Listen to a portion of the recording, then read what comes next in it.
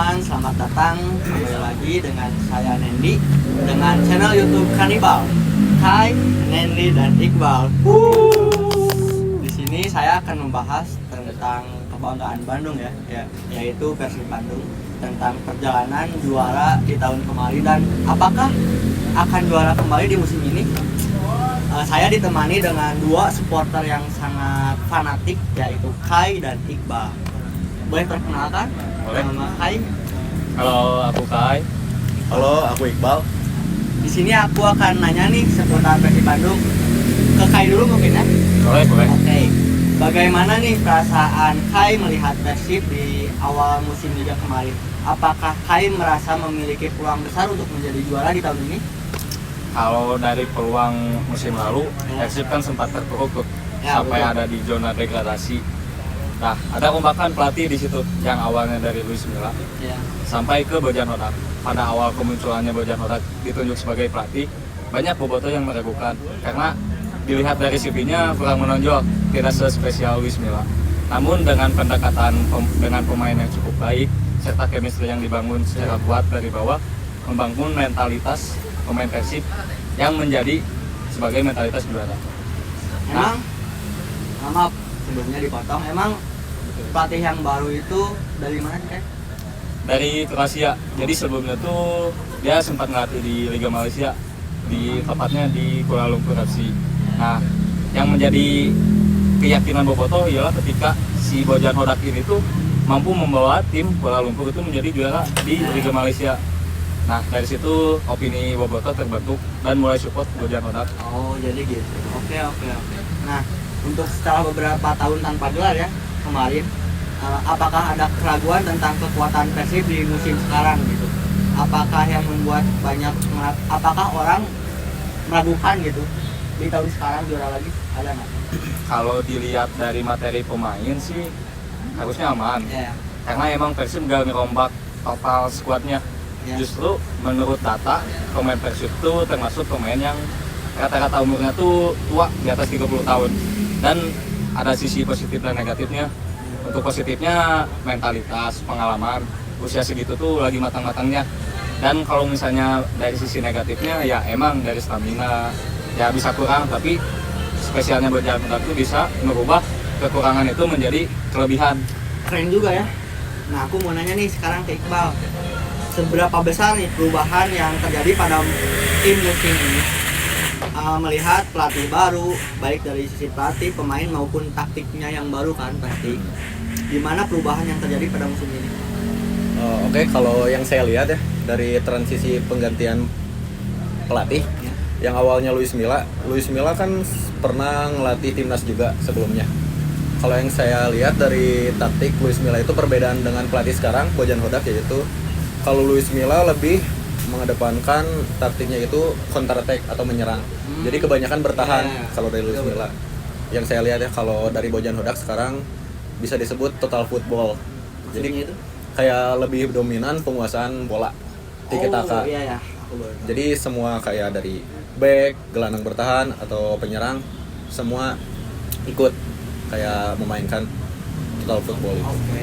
Nah, aku mau nanya nih strategi spesifik permainan yang diterapkan oleh pelatih baru itu dalam menghadapi lawan-lawan terkuat ya seperti Persija, Arema, terus Sleman di Liga 1 kemarin. Apa yang membuat Persib lebih dominan gitu kalau di musim ini ya?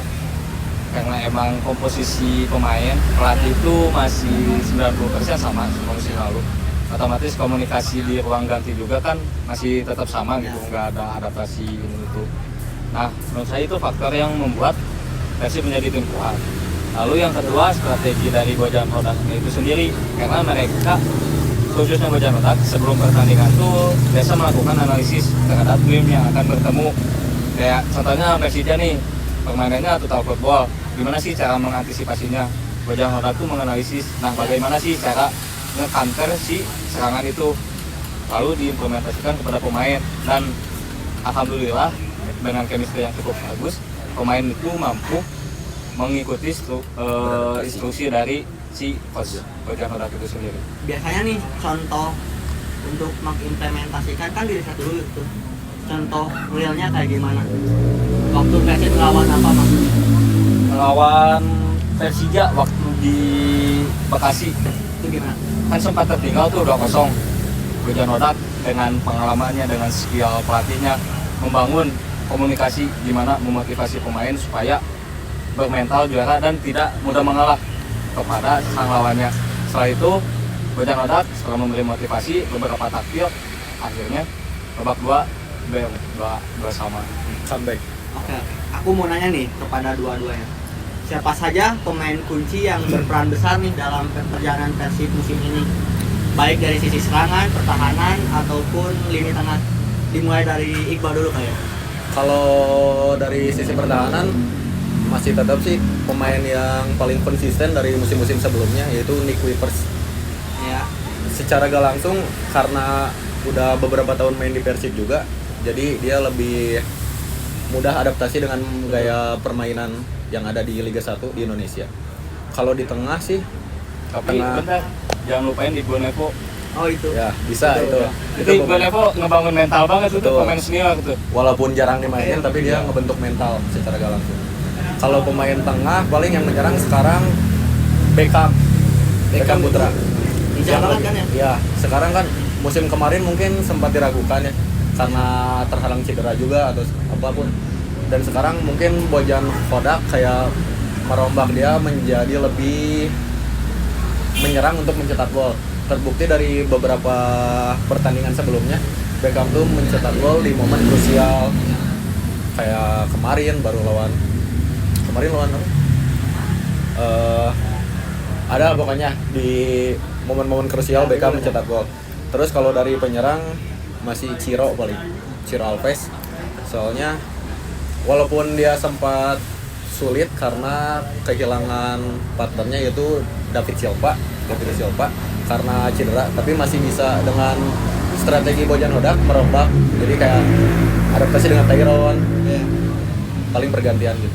Apa sih yang membuat si Ciro bisa tampil impresif sepanjang musim? Kalau kata saya mungkin bisa juga disebut dari support dari Bobotoh Persib. Oh, ada dukungan. dukungan secara langsung. Oke. Nih, kalau dari kayak gimana? Pemain kunci yang berperan besar gitu untuk kemajuan Persib Bandung dari sisi serangan, pertahanan maupun lini tengah. Kurang lebih sama ya. Di belakang jantungnya ada Nick. Tambahkan Nick emang basic defense-nya tuh dari Belanda, Ya. emang udah terbukti tuh. Ditambah duetnya sekarang ada Gustavo. Ya. Gustavo tuh tidak hanya baik dalam bertahan, Gitu. namun menyerang. Dia juga terlibat dalam beberapa gol krusial di Persib gitu ya, membuat Persib comeback atau menghindari Persib dari kekalahan. Nah, untuk di lini tengah, mungkin Persib tuh kehilangan sosok Deddy Kusnandar yang menjadi jangkar ibaratnya tuh yang mengontrol pertandingan. Ya, Walaupun perannya tidak terlihat, tapi itu sangat krusial bagi saya, penglihatan saya. Nah, untuk di sektor depan, mungkin pemain muda Beckham Putra, Ciro, dan Tyron itu merupakan roh dari Persib Bandung. Tapi emang dengan pengalaman Bojan Hodak dan melihat potensi dari pemain, ketika dari ketiga pemain itu hilang satu, taktik masih tetap jalan dan tidak stuck karena kehilangan satu pemain itu. Nah, berarti seberapa peran pemain senior, pemain tua kepada pemain muda gitu untuk menjadi contoh bagi pemain muda gitu, kestabilannya. Sangat penting sih peran pemain senior, karena apa? Dulu kita bisa lihat dulu throwback kayak Victor Igonevo, Ahmad Yuprianto, memang dalam perannya gitu di depan layar kaca atau di dalam stadion pun tidak terlihat karena emang jarang dimainkan. Tapi di balik itu semua, di locker room kah, pada sesi latihan kah, peran mereka itu sangat dibutuhkan sebagai apa? Sebagai mentor. Yang pertama sebagai mentor, lalu yang kedua sebagai motivator bagi pemain muda. Hasilnya kan bisa kita lihat seperti Robi Darwis, Kakang Widianto yang berkembang secara pesat karena memiliki mentor yang cukup baik seperti Igonevo dan Ya. Yuprianto. Nah kan saya dengar tuh banyak ya nama-nama pemain asing gitu ya. Berarti seberapa besar itu kontribusi pemain asing kepada tim Persib Bandung itu sendiri? Kalau menurut saya, Ya. kontribusi pemain asing di Persib itu sangat penting ya. terutama seperti Tyron yang baru awal Ya. main lagi di Persib, Shiro, David da Silva, dan kiper juga Kevin Mendoza. Itu bagus tuh. Menurut saya sangat penting, soalnya apa ya, pemain lokal juga bisa terbantu karena kualitas pemain asing. Jadi secara gak langsung membentuk mental juga. Iya. Soalnya kan pengalaman ya, jam terbang mereka bisa dibilang lebih tinggi daripada pemain lokal. Jadi secara tidak langsung membantu lah buat pemain. Oh, oke. Nah, kiper tuh kan sangat ikonik ya, menjaga pertahanan gitu, sangat peran vital gitu. Gimana sih sang kiper tuh bisa kokoh sepanjang musim? Adakah momen-momen penting yang tak terlupakan dari sang kiper, kayak dia nge-push pelatihannya gitu atau gimana? Peran pentingnya. Peran penting dari Kevin Mendoza, kayaknya ya, Kevin Mendoza salah satu kiper asing di Persib juga. Kalau dibilang adaptasi, dia lumayan cepat dengan taktik Bojan Hodak. Dan Kevin Mendoza juga merupakan kiper yang dipilih Bojan Hodak secara langsung. Mungkin karena dia masih bermain di ruang lingkupnya Asia, jadi lumayan paham cara main gaya bola di Asia gitu. Terus apa ya, nggak lupa dukungan dari supporter Persib Bandung yang secara gak langsung kayak memberikan chance buat Kevin Mendoza. Jadi secara gak langsung bisa ngebuat on fire mungkin setiap match. Ini kan banyak nih ya supporter sangat berkontribusi ke Persib. Aku pengen tahu sih nama-nama supporter di Bandung kan banyak ya, aku pernah dengar. Itu tuh apa aja sih? Pengetahuan saya Ya. ada, kalau dari fanbase terbesar itu ada Viking Persib Club. VPC ya? Iya, Oh, VPC. iya, iya. Lalu yang kedua ada Bomber, yang ketiga ada Northern Wall, dan yang keempat ada Ultras. Nah, Iya. cuman yang paling fanatik tuh gitu, yang semi-semi hooligan tuh ada di Ultras sama Northern Wall. Ya. Ibaratnya kalau Viking mah bagian sepuhnya lah gitu, sebagai Oh, controlling iya. pada supporter-supporter itu. Oh, oke. Dan bisa dibedakan juga dari outfit. Outfit Cara juga. mereka. Gimana nih? Outfit VPC, Hooligan, Ultras. Aku pengen tahu. Boleh, itu yang lebih tahu mungkin. Mungkin kalau dari VPC gitu kayak lebih dominan kayak biasa aja kayak Jersey gitu jersey kan. yang kayak gitu. Lebih Kalau identik dari- dengan biru lah, kalau Iya. Viking, Bomber gitu.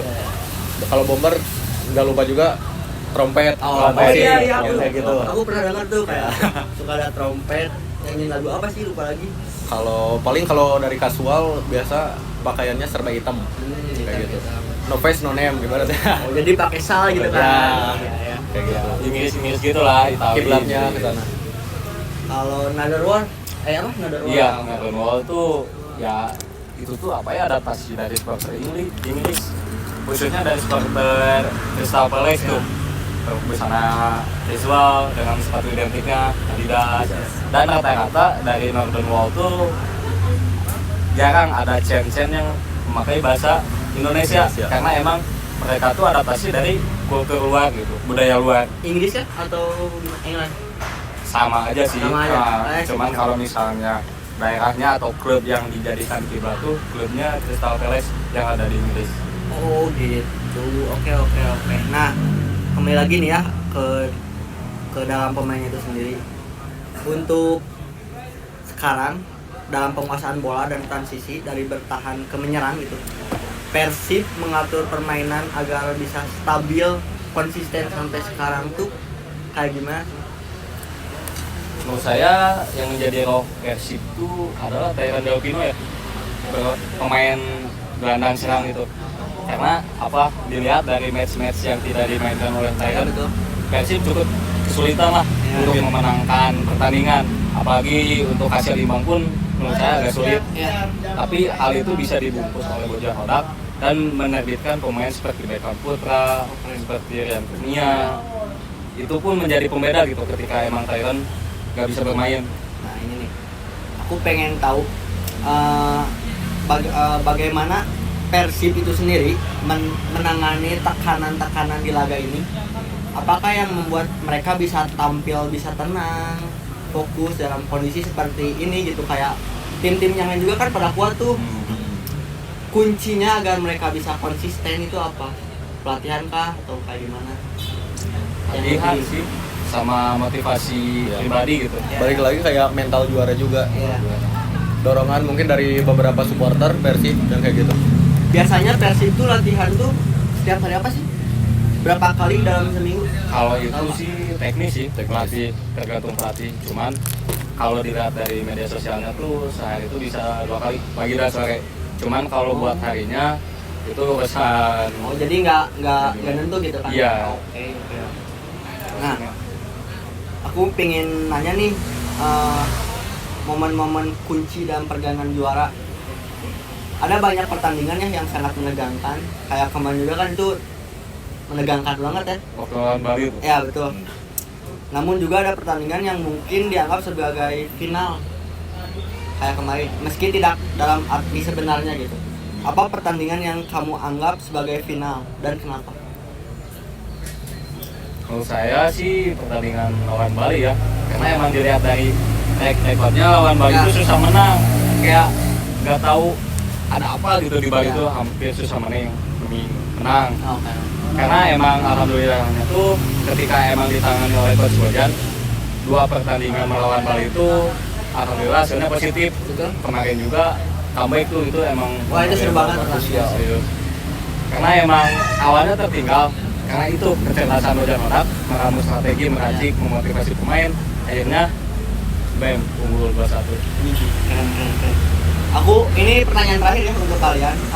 Bisa dijawab oleh dua-duanya. Setelah menjadi juara, apa harapan kamu Kai dan Iqbal untuk Persib di musim sekarang kalau nggak depan gitu? Apa yang perlu diperbaiki agar bisa mempertahankan gelar atau bahkan menambah bintangnya di dadanya dia? Dimulai dari Iqbal dulu lah. Kalau harapan musim depan kayaknya sih feeling musim sekarang bakal juara lagi ya. Widih, Insya Allah back to back. optimis. Optimis. Oke. Paling harapan musim depan kayak masih bisa mempertahankan mental juaranya. Ya. Dan apa ya, paling regenerasi sih. Soalnya kan bisa dibilang pemain Persib yang sekarang kebanyakan senior. Usianya udah berapa lah, 30-an gitu. Tapi bukan maksudnya mengenyampingkan juga membuang pemain. Malahan pemain yang senior itu penting untuk sekarang buat membimbing pemain-pemain muda. Ya. Paling gitu sih, kayak lebih mental juaranya. Kalau dari Masih ada. strateginya nggak ada yang perlu diperbaiki. Enggak sih, masih Ya, ini aman. cukup puas dengan strategi Bojan. Oke. Masih fresh ya. Masih fresh. Kalau dari Kai sendiri gimana? Paling ya betul kata Eko usaha regenerasi. Tapi kalau saran dari saya mah ya, kalau misalnya saya bekerja di PT PBB gitu, Ya. regenerasinya tuh jangan total Semua. gitu. Jadi harus bertahap. Kayak kemarin tuh yang berita baru Ciro. Jadi satu persatu, karena kalau misalnya diregenerasi semua, ini pemain muda yang mau muncul, yang mau terbit tuh gak ada yang ngedamping, gak ada yang ngasih motivasi, mentoring gitu. Jadi harapan musim depan ya insya Allah juara, sama masih penasaran Asia kali ya, Liga karena Asia. Asia Ya. kemarin belum bisa berbicara banyak gitu. Jadi ya itu sih lebih fokus ke Asia harapannya. Paling segitu aja perbincangan podcast kita hari ini. Terima kasih Kai, terima kasih Iqbal telah menemani saya. Saya pamit. Kembali lagi di Kanibal, Kai, Nenly dan Iqbal. Halo. Dadah. Dadah. See you.